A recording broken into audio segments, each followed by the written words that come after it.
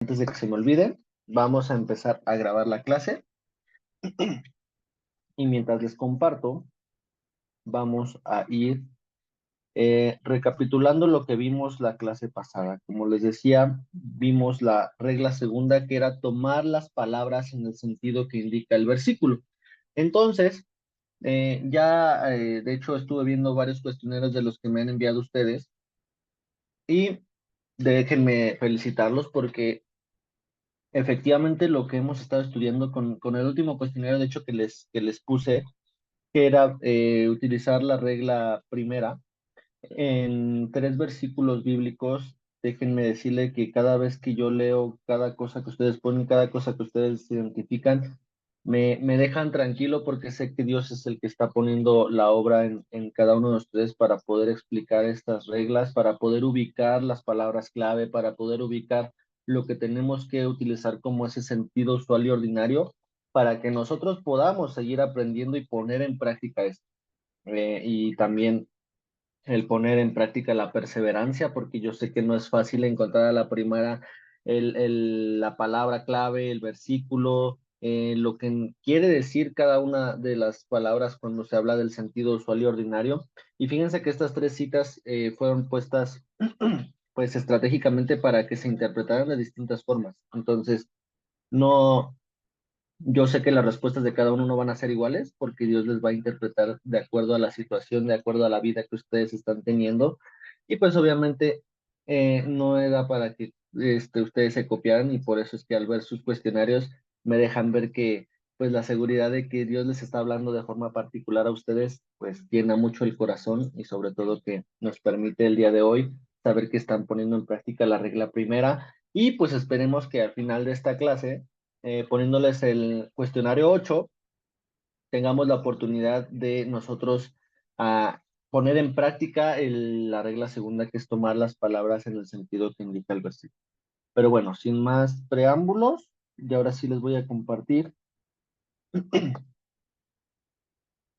la diapositiva. Y pues el día de hoy, poniéndoles como spoiler, ya prácticamente vamos a ver la clase 5, que es la regla tercera, la cual tiene como título tomar las palabras en el sentido que indica el contexto. Entonces, esta regla va a ser muy, muy complementaria a la regla primera y la regla segunda.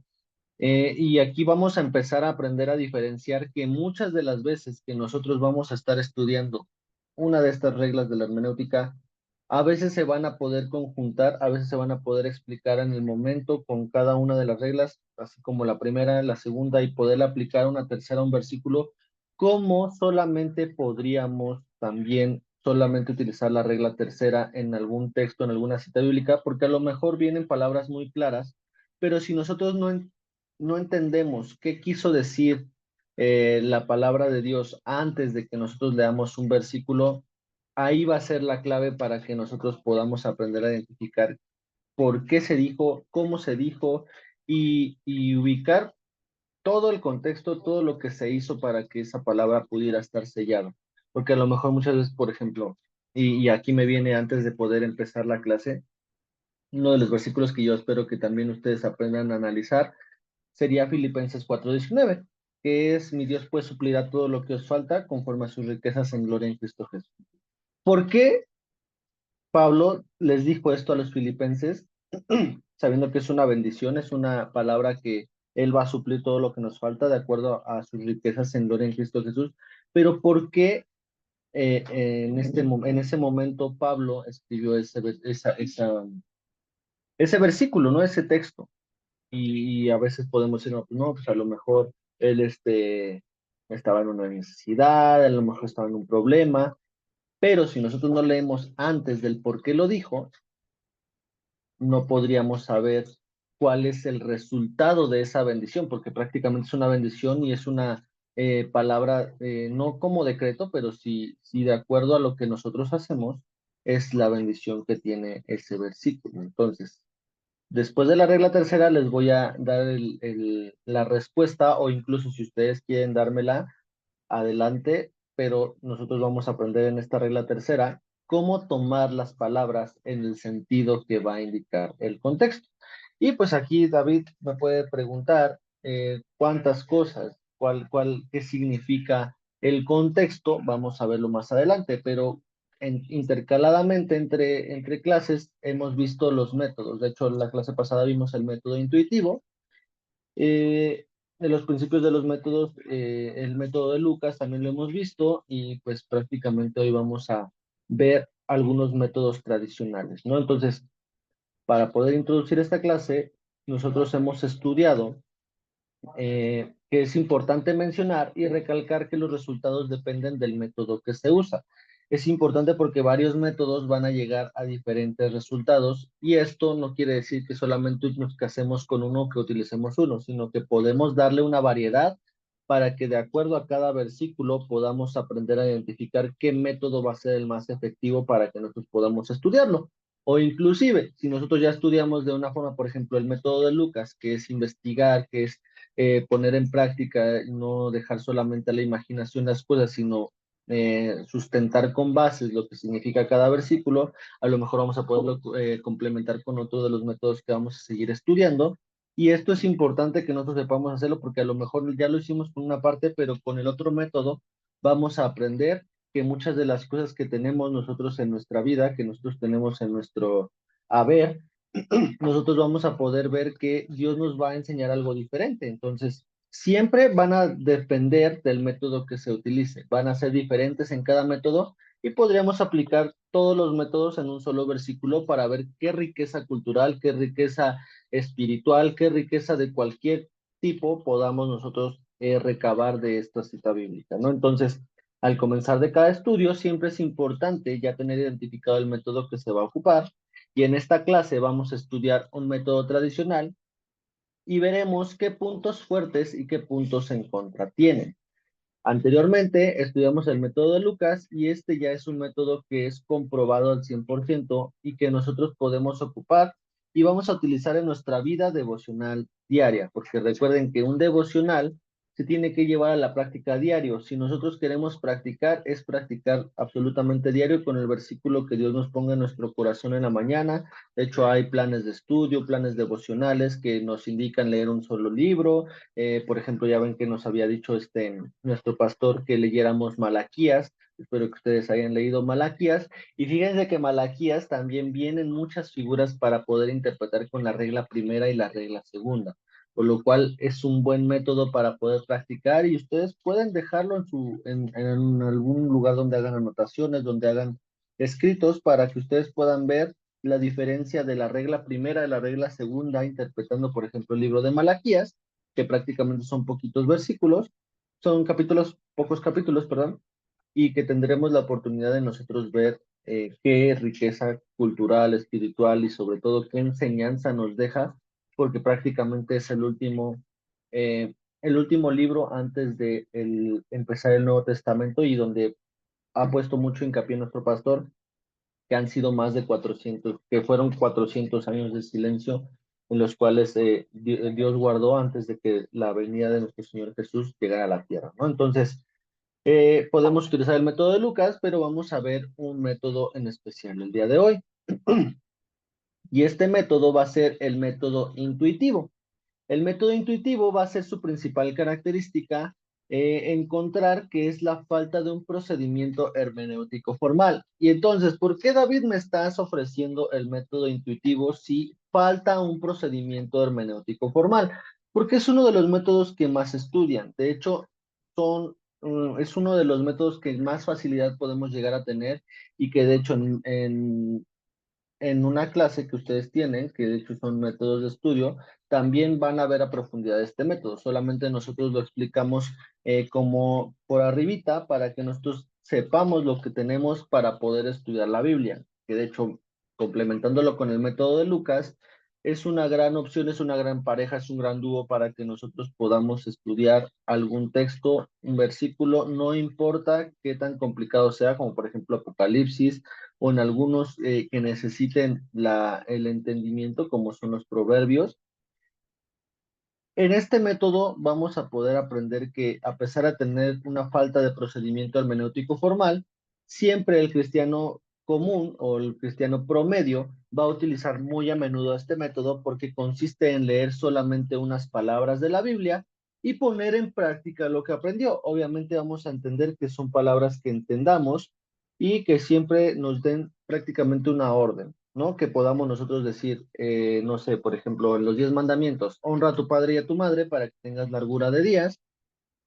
Y pues que nosotros obviamente el método intuitivo, en pocas palabras, es, pues voy a honrar a mis padres para que tenga una calidad de vida correcta, para que tenga un buen tiempo en la tierra, de poder vivir bien, en paz, sabiendo que yo respeto y honro a mis padres con sus bienes, ¿no? Con alguna cosa que Dios me ordene hacer, ¿no? Entonces, este es la práctica del método intuitivo. Y el énfasis siempre va a estar en la aplicación del mensaje en nuestra vida personal, en la vida personal del cristiano. Este método no se considera en los aspectos culturales ni las costumbres. Por ahí podemos ver que es una contra. ¿Por qué? Porque si nosotros no aprendemos los asuntos culturales ni las costumbres, no podemos saber por qué escribió algún autor de algún libro, por qué escribió lo que escribió en ese tiempo, en ese momento, por qué se tuvo que hacer, porque a lo mejor nosotros, incluso a nuestro tiempo, a lo mejor no hacemos las mismas costumbres que hacen los judíos, pero espiritualmente tal vez hacemos lo mismo. Y de esa misma forma, si nosotros escuchamos el método intuitivo, nosotros vamos a poder quitar eso y pues va a restar entendimiento, va a restar muchas cosas, pero también va a ayudarnos que con la ayuda del Espíritu Santo el método intuitivo siempre sea apegándonos a él para que no caigamos en errores. Entonces, como les decía, este método siempre va a aplicarse con la revelación del Espíritu Santo y el principio de la intuición es un fundamento y no va a rechazar ninguna forma, auto o actividad ni la experiencia real de los lectores. Entonces, el lector va a tener una experiencia que a lo mejor va a ser totalmente diferente a la que vivió el protagonista de algún versículo bíblico, ¿no? No sé, por ejemplo, cuando David fue perseguido por Saúl, ¿no? O sea, nosotros podemos tener una experiencia, pero realmente lo que está plasmado es que prácticamente David vivía con miedo, porque prácticamente si el rey lo estaba buscando, si el rey lo estaba persiguiendo, pues era muy complicado que se salvara. ¿Por qué? Porque tenía mucha gente a su disposición, pero lo que él hizo fue el ser hábil, y a pesar de todo, él estaba, la presencia de Dios estaba con él, y pues a pesar de todo, él salió vivo, ¿no? Y de todas formas, incluso lo enfrentó y pues le dijo las palabras clave, ¿no? Que fue, juzgue a Dios entre tú y yo, y ahí el método intuitivo es aprender a decir, no, pues sí, lo que entendí lo puedo aplicar, ¿no? A lo mejor estar siempre bien cimentado con Dios y solamente llevarme la experiencia de decir, no, si tú me vas a librar de cualquier mal, si yo estoy delante de ti, si yo tengo un corazón agradable delante de ti, ¿no? Pero si nosotros nos vamos a entender todo el contexto del por qué pasó esto, pues fue porque pues, la unción eh, provocó una envidia en Saúl, ¿no? Y esto provocó que él fuera perseguido y pues aparte ya el juicio ya sobre Saúl ya fue que él iba a ser destituido por él, ¿no? Entonces él lo quería matar, ¿para qué? Para que no le quitara el reino, ¿no? Pero a final de cuentas pasó porque Dios ya había dicho lo que tenía que decir. Entonces, si nos damos cuenta, el método intuitivo solamente es no huir, huir del mal, pero sabiendo que Dios me va a acompañar, sabiendo que lo que está detrás del método intuitivo es que aplicando algunas reglas, aplicando algún entendimiento adicional, podemos ver que la palabra nos da mayor riqueza. Pero este método intuitivo puede ser para que nosotros nos podamos introducir a entender la palabra de Dios, pero siempre y cuando llevando a un límite del uso del método intuitivo, porque si no podemos caer en unas consecuencias que vamos a leer a continuación. Entonces, la única ayuda y que va a ser la mejor es la que se va a obtener del Espíritu Santo en este método. Y va a consistir en orar a Dios para pedir revelación, leer de manera secuencial la escritura, sin un sistema, va a ser resaltar las enseñanzas aplicables a la vida, como les decía del texto con David y Saúl, y aplicar lo leído. Aquí muchas de las implicaciones que son verdades ocultas de algunas declaraciones explícitas, que son verdades evidentes, se van a extraer solo por el uso de la imaginación o de la intuición.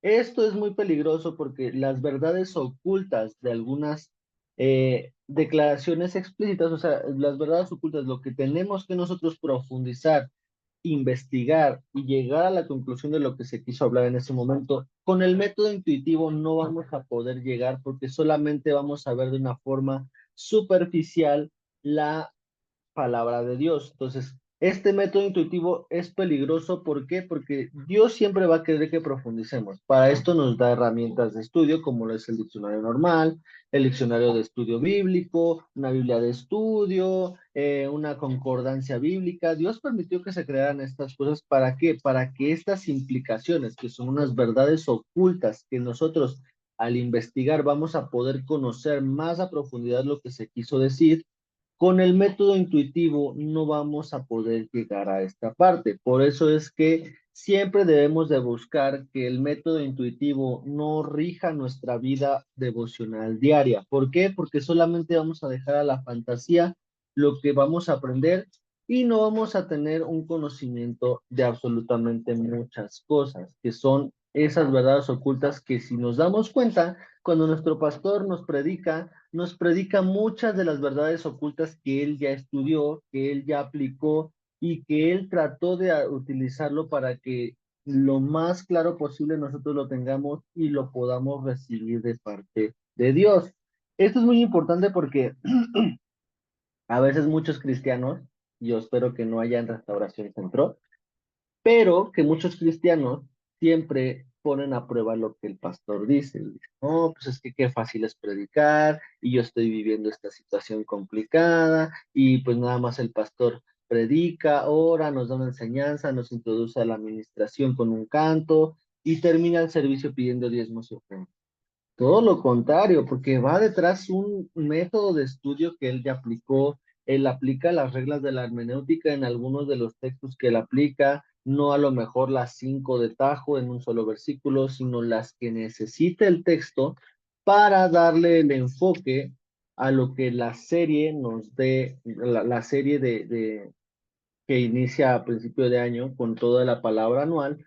Todo eso va enfocado con las reglas de la hermenéutica que él aplica. Entonces, todas estas verdades con el método intuitivo se hacen menos, no se entienden y no ni siquiera se llegan a explicar por qué, porque solamente se quedan con lo que nosotros leemos de manera secuencial, resaltamos y aplicamos lo leído. Entonces, se queda corto.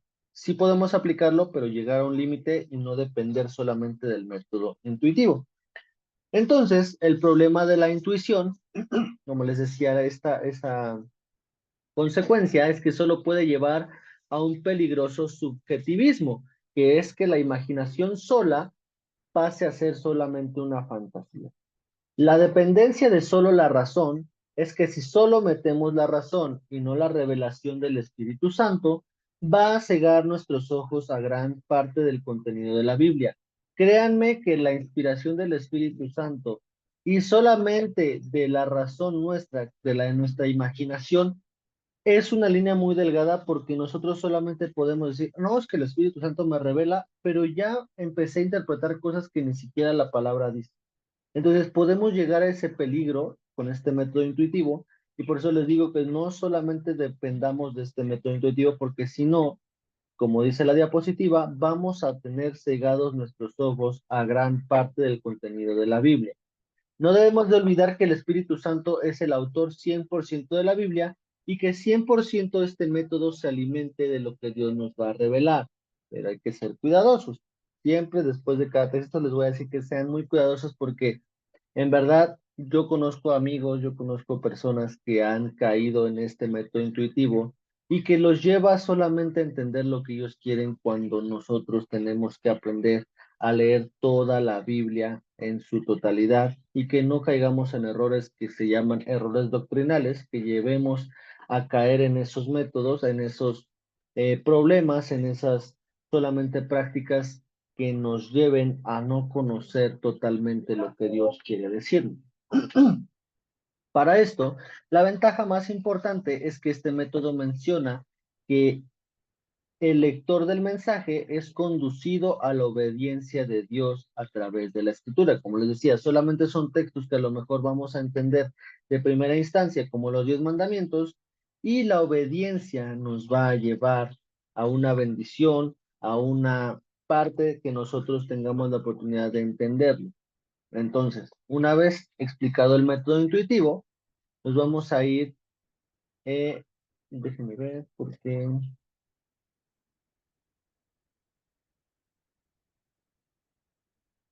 perfecto, sí, todavía en el método intuitivo, perdón, se me movió el orden de la presentación, pero dice que hay 4 puntos en el método intuitivo que tener en cuenta en los cuales este método va a poder hacernos caer. Por eso es que siempre hay sus pros y sus contras, ¿no? Ya vimos los pros y ahora vimos las contras del método intuitivo. Uno de los riesgos más latentes y que se ha visto a lo largo del uso de este método es que el lector puede caer en un espíritu de superioridad. Aquí, pues obviamente hay una cita bíblica que dice que Dios resiste a los soberbios, a los que prácticamente creen saberlo todo, y el método intuitivo puede alimentar esto, pero para esto siempre tenemos que someternos al Espíritu Santo y decirle, Señor, yo sé que solamente tú eres el que me va a inspirar para que yo pueda entenderlo y que siempre o nuestra oración sea manténme humilde en todo tiempo, porque mientras más aprendo, más debo ser humilde. ¿Por qué? Porque tengo la oportunidad de humildemente yo compartir lo que Dios me ha revelado para que yo no me sienta más que nadie y al contrario, yo puedo hacer que más personas lleguen al nivel que yo tengo con la enseñanza que Dios a mí ya me dio. Esto se va a combatir con esto, con la humildad. El espíritu de superioridad se va a combatir con la humildad. Y pues el segundo riesgo va a ser que el subjetivismo y la imaginación estén al 100%, sabiendo que en este caso la imaginación se va a someter con la revelación del Espíritu Santo en todo tiempo. A veces yo creo que va a ser complicado cuando ustedes oren antes de leer la Biblia, decirle, Señor Espíritu Santo, sé tú teniendo el control de mi interpretación, sé tú teniendo el control de la revelación de lo que vas a poner en mi vida, pero 100% lo estamos dejando en manos de Dios para que Él haga. No va a depender de nosotros si nosotros lo oramos, aunque sea incluso por pesar de decirle, ay Señor, pues ya muchas veces te he dicho que lo hagas, pero hazlo otra vez, ¿no? Todo el tiempo tenemos que pedirle al Espíritu Santo que Él tome el control de nuestra lectura para que este método intuitivo siempre esté controlado en nuestras vidas, para que el subjetivismo y la imaginación no se apoderen de nosotros. Entonces, una vez quedando claro este punto, vamos a ir al tercer punto en el cual un método intuitivo nos puede acercar. Podemos nosotros pasar desapercibido cosas ocultas e importantes de las que Dios puede hablarnos. ¿Y cómo podemos combatir este punto que nos hace caer? Pues estudiando a la par el método de Lucas, que el método de Lucas trató de investigar, de profundizar, de tomar recursos que ni siquiera estaban a la mano de él, entrevistas personales, escritos que ya tenían en ese tiempo. Lo que podemos hacer es profundizar de lo que tenemos como intuición, de lo que tenemos como esa revelación del Espíritu Santo para poderla aplicar con una investigación profunda y saber que lo que estamos nosotros entendiendo va a llegar a esa profundidad que Dios quiere para que esas cosas ocultas e importantes no pasen desapercibidas de nuestra vida. Y el último punto que nos puede hacer caer es que como cristianos solo podemos caer en lo emocional. Y en lo emocional sí es bien bonito decir, ay Señor, te voy a cantar, ay sí Señor, voy a llorar porque me llegó mucho esta alabanza, pero lo que tenemos que ser es 100% realistas y Dios nos va a mostrar en todo momento, porque siempre que nos pongamos con el Espíritu Santo en sus manos, Él nos va a decir, sí, mucha emoción tienes de que yo te enseñé que no debes de faltarle el respeto a tus padres en Éxodo, pero te voy a poner en práctica con lo que sigue en la palabra de Dios. ¿Para qué? Para que no solamente te quedes llorando por el texto bíblico, sino que aprendamos a ponerlo en práctica, pero sí, como dice la palabra de Dios, ciñéndonos de poder, de dominio propio y de amor. Esos son los vínculos que vamos a poder tener para que no solo caigamos en lo emocional, sino que tenemos dominio propio para poder controlar la emoción y también tenemos autoridad, poder y sobre todo amor para hacer las cosas. Con esto van a ser las formas de contrarrestar estos 4 puntos que nos pueden hacer caer en el método intuitivo. Y vamos a poder pasar ahora sí a la explicación de la regla tercera, que van a ser tomar las palabras en el sentido que indica el contexto, que de hecho ya me quedan menos de 10 minutos, pero vamos a irnos rapidísimo para que podamos llevar esta regla a la perfección. Esta regla va a ser fundamental para no caer en errores doctrinales en cuanto a la interpretación se refiere. Y esto aquí no es para decir, no, las otras reglas pueden hacernos caer en errores doctrinales. Pues absolutamente no, porque para eso estamos viendo la regla tercera, para que complementemos esta regla tercera con las dos anteriores, y si a lo mejor ya nos habíamos equivocado en interpretar algún texto con las dos reglas, con esta podamos nosotros corregir y complementar nuestro estudio. Como cristianos podemos tomar como costumbre el tomar versículos al azar sin entender el contexto en el que se encuentran. Y esto es lo que más como cristianos podemos llegar a caer, porque incluso hasta nos dicen, no, pues así dice la Biblia, pero no entienden lo que significó antes y lo que significó después de decir esa palabra, ¿no? Esta regla se refiere a tomar en cuenta los versículos anteriores y posteriores al texto que se está estudiando. Los versículos relacionados con este son el antetexto y los posteriores al texto, que son el posttexto o el subtexto. Juntos van a recibir el nombre de contexto. Entonces, son 3 elementos que nosotros tenemos que tomar en cuenta en esta regla tercera. Para tomar las palabras en el sentido que indica el contexto, siempre tenemos que leer antes, en el mero texto, y después del texto para poder tener toda la información, todo el cuadro, todo el panorama para entender la palabra que estamos leyendo en específico. Entonces, aquí viene efectivamente las tres partes del contexto, y pues prácticamente nosotros tenemos que tener en nuestra vida que esta parte tiene que tacharse por completo lo que es el texto. ¿Por qué? Porque para que nosotros podamos entender el texto, y formar un contexto, tenemos que leer antes y después para no caer en errores. Entonces, siempre el texto va a pasar a segundo plano para que nosotros tengamos la oportunidad de tener la revelación con lo que se quiso decir antes y lo que se quiso decir después, porque de esta forma la regla primera y la regla segunda va a tener mucho más importancia porque ya entendimos, porque se explicó, ya entendimos, por ejemplo, utilizando el sentido usual y ordinario, ya entendimos que en el momento se quiso decir esa cosa, pero anteriormente de lo que se escribía, ya supimos por qué lo dijo nuestro Señor Jesús. Podemos ponerlo incluso en el Evangelio, podemos ponerlo en el Antiguo Testamento. Esto va a ser clave, que ignoremos por completo lo que dice el texto para que el antetexto y el posttexto tenga la oportunidad de llevarnos a una explicación clara de cada versículo que estamos leyendo. Y esto va a tener el nombre del contexto. Entonces, ya para poder cerrar la clase del día de hoy, pues sí, mucho texto, mucho contexto, mucho antetexto, mucho posttexto, pero yo ni siquiera sé qué es el texto. Bueno, aquí lo vamos a aprender. El texto y la palabra en sí se va a derivar del participio del verbo latino textere, que va a tener un significado básico que va a ser el tejer.